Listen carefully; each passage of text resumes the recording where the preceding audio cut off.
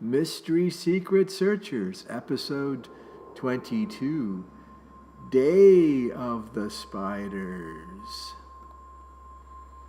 Every web a call of a soldier who fell, lasting through the night, lost and never more to fight. Return, return to the ground, in the tunnels they are found.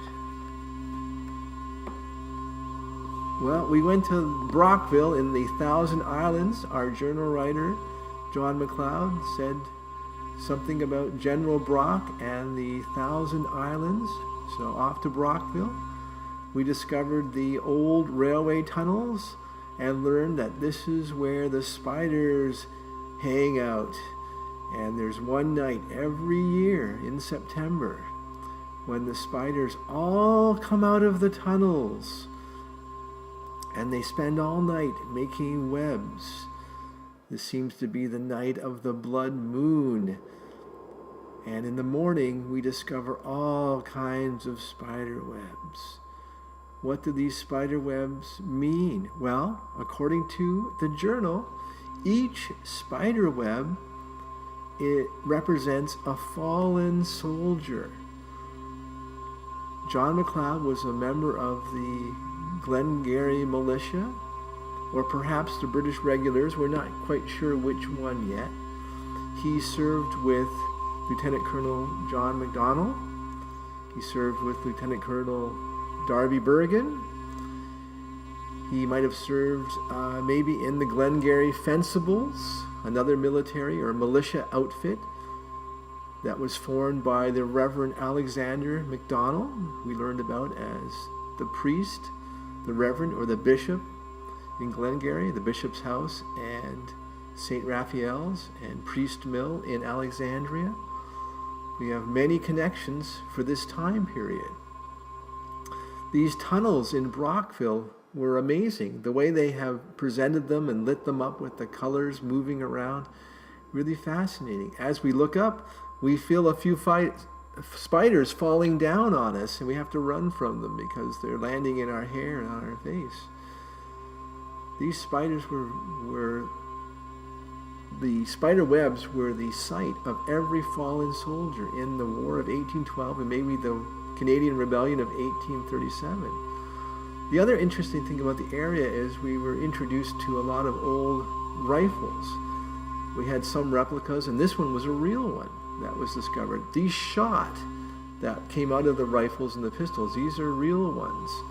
And there was an interesting story we were told that when you can discover these on the land. The round ones are basically from the British side of the battle.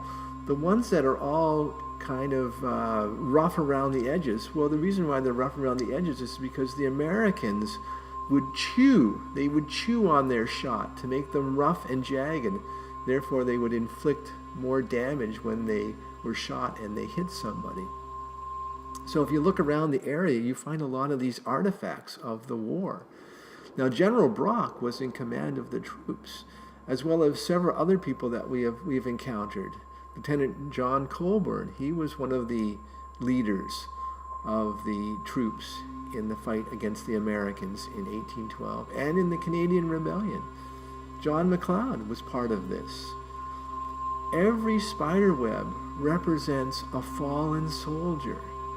John McLeod clings to his military past, and he writes of this in the journal. All of these spider webs coming out on one particular night. It's kind of like a spider Remembrance Day, if you like.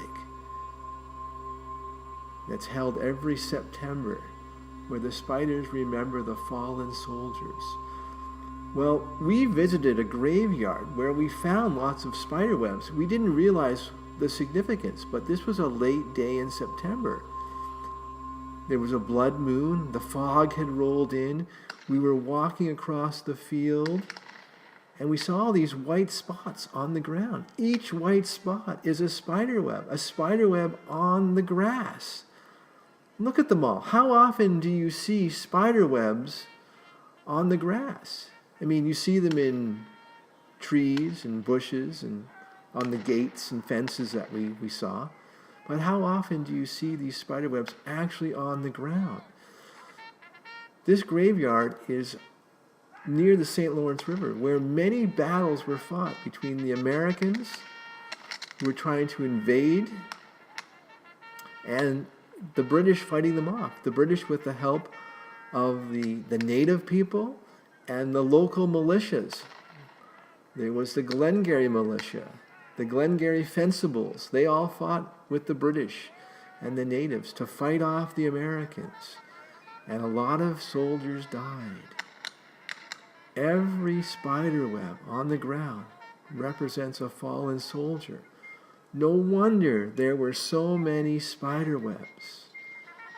The sound of battle on the shores of the St. Lawrence River, with the Americans coming across the river from the far side. These battles, of course, have been immortalized in monuments. This is a monument that we found for all the Canadians and the Americans who fought and died in the American Civil War. This, of course, was one of the events that led to the formation of the country of Canada, or the Dominion of Canada. So, of course, we memorialize this here in Canada. This is a very important part of our history, a very important part of American history and Canadian history. And it's good now that the two countries live side by side. But the Americans did try to invade Canada. They tried to take us, but they couldn't do it. Some people believe that this might have been also related to the curse of that Clan MacLeod sword.